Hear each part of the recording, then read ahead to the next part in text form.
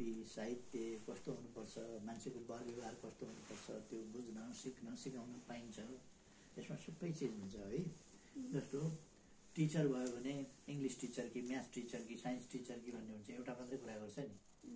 हामी सिँगै शिक्षाको बारेमा सिँगै स्वास्थ्यको बारेमा कुरा गर्छौँ।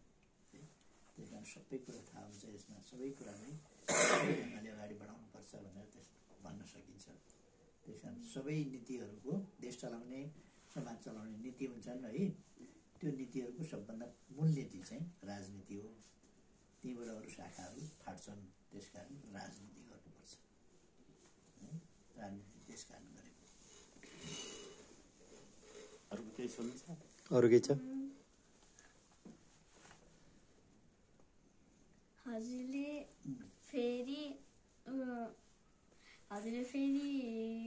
जित्नुभयो भने हजुरले कस्ता कस्ता कार्य गरेर नेपाललाई अझ राम्रो बनाउन सक्नुहुन्छ?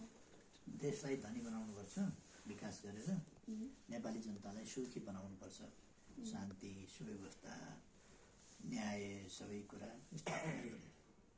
धन्यवाद।